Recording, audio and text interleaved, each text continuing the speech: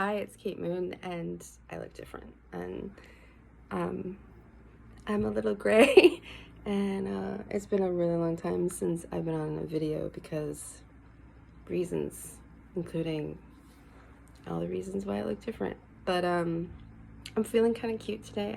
I got this lovely hoodie from the Vinted secondhanding, and it matches beautifully with my vintage Cure shirt.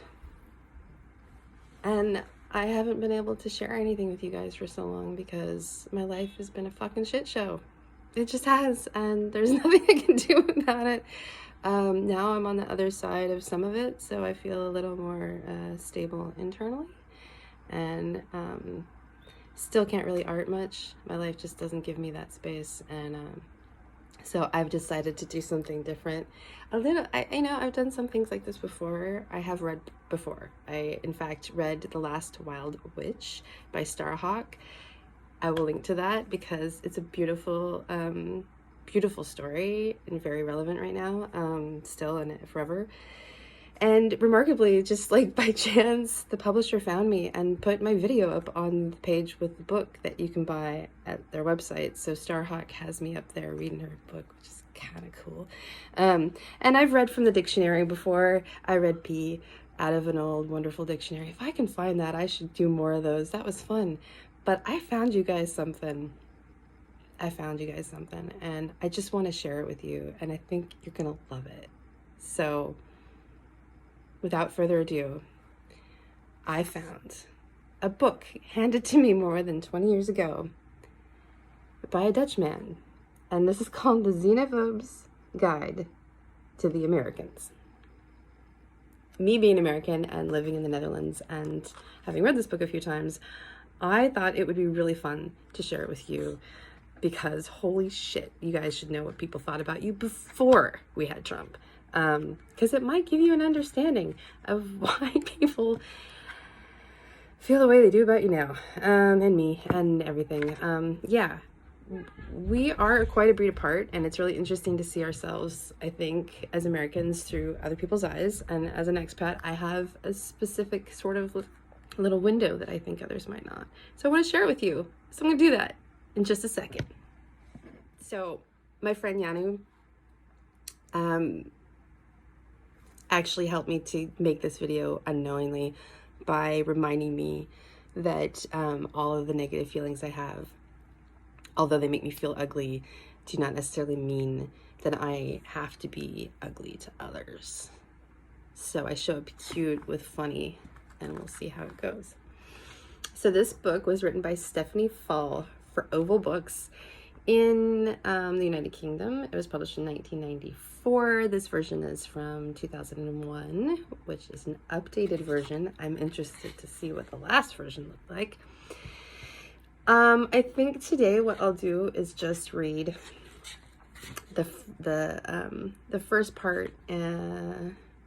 Let's just read a couple pages and see how we do. I'm going to read you the index, the contents, so that you understand. And there's even a helpful little map, and I'm going to share that with you as well. So you have to remember that this book is written by a British person. So they're English speaking, but not American, which is shown quite beautifully by this map that they made for us, which has the Canadians up here and the Mexicans down here and the United States of America here. Here it says breakfast. This is 11Z's lunch, tea, and supper. That's a helpful tool they provided for us. This is the contents. This is what I'm going to do. I'm going to read the first couple pages until I feel like I've had my fill. And then after that, what I think would be kind of fun, if anybody wants to join me, is I'm going to post the table of contents, and I want you guys to vote on what I say in my next video. Because I kind of think I want to do these more. I miss you guys, and it could be fun. Look at my short hair. Hot. If it would just do what it's supposed to. It used to have this cool like pompadour thing, but that takes way too much styling mousse, and also it's grown out way too much. This was down to my skin a few weeks ago. It's ridiculous. Okay, back to this book, because I don't have ADHD or anything. That's not me. I probably do. Just can't get a diagnosis. Okay, nationalism and identity. Whew. Forewarned is forearmed. I'm not kidding, guys.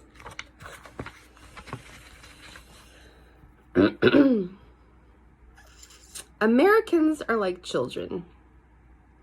Noisy, curious, unable to keep a secret, not given to subtlety, and prone to misbehave in public. Once one accepts the Americans' basically adolescent nature, the rest of their culture falls into place, and what at first seemed thoughtless and silly appears charming and energetic. That's the thing I could be. If I could just get this cowlick to stay down. Visitors may be overwhelmed by the sheer exuberant friendliness of Americans, especially in the central and southern parts of the country. Sit next to an American on an airplane and he will immediately address you by your first name. Ask, so how do you like it in the States? Explain his recent divorce in intimate detail, invite you home for dinner, offer to lend you money, and wrap you in a warm hug on parting. Where's the lie? This does not necessarily mean he will remember your name the next day. Friends. Americans are friendly because they just can't help it.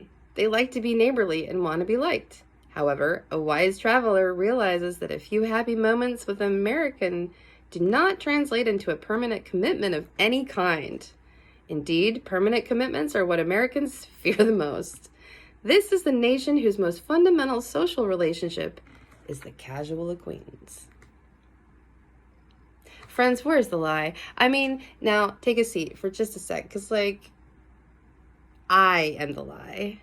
This book, literally, when I read this book the first time, almost 20 years ago, I finally realized why I never felt at home in the United States. And I think as we progress through this book, it will become clear to you why I personally don't identify well with the American stereotype. Although this does seem to just be a little too close to the bone in some ways, it makes me feel a little uncomfortable. I'm not gonna lie, because I'm still American. I am. I was raised there. Spent 30 years of my life there. Whew.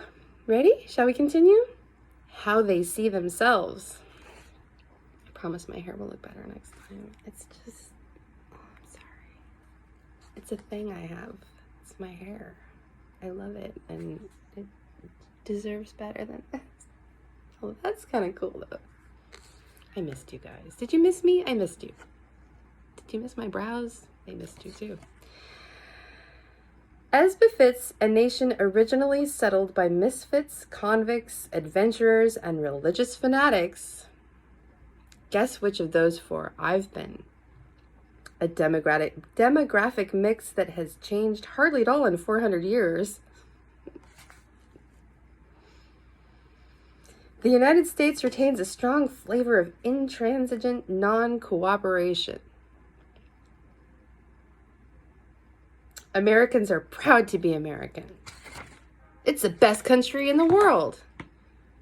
But each individual will explain that he personally is not like other Americans.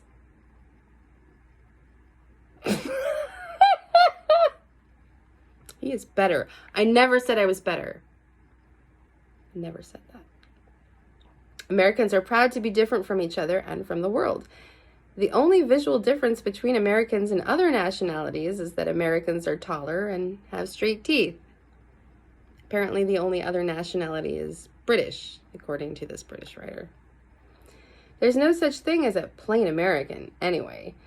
Every American is a hyphenated American. The original melting pot has crystallized out into a zillion ethnic splinters. Croatian Americans, Irish Americans, Japanese Americans, Mexican Americans, and so on. A typical American might introduce him or her themselves as Patrick Octavio Rosenberg, or Ilse Marie Nugambuele.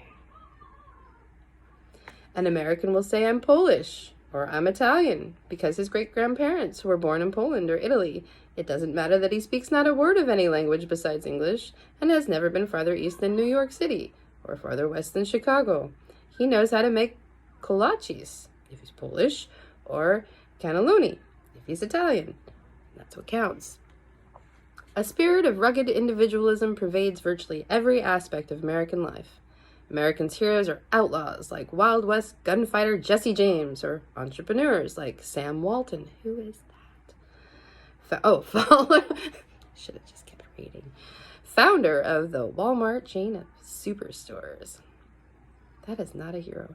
Their ogres are totalitarians of every stripe, including communists, presidents of major corporations, law officers, and politicians. Interesting group of people. Every American worker has fantasies of one day going into business for himself. Individualism extends even to matters domestic. Nearly 1/3 of American households consist of only one person.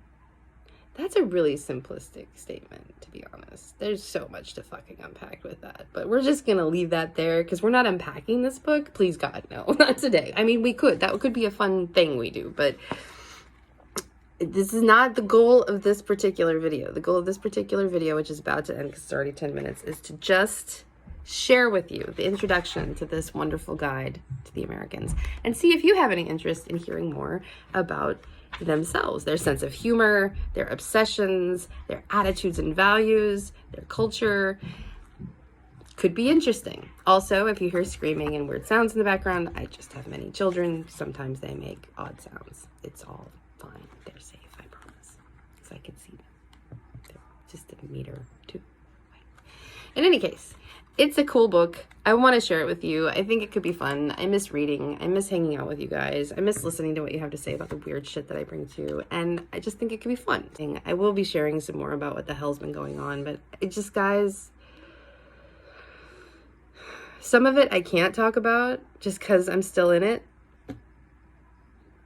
I'm just still in it. I'm just still in it. And it's pretty hard and pretty frightening a lot of the time, but I'm safe and I'm stable and my kids are safe and they're stable, and I'm starting to get the kind of needed support that I've been begging for 5 years. So I'm hoping that can materialize soon. But let's just end here. I don't even know if anybody will watch this far, but I hope you do. And if you do, God bless you. Goddess bless you. All the deities bless you. May you be preserved and loved and cared for in all the right ways, because you deserve it. I really mean it. You deserve it.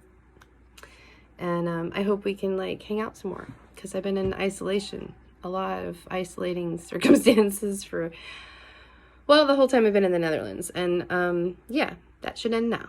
So thanks for watching. I love you guys. I hope you're having an interesting transition into your next season, and I hope that you will talk to me soon about what you like, because I'm going to post a picture of this and we're going to do a quiz. I'm going to do a poll. Try to have some fun here, guys. What's the point otherwise? Jeez. Bye, guys. Love you.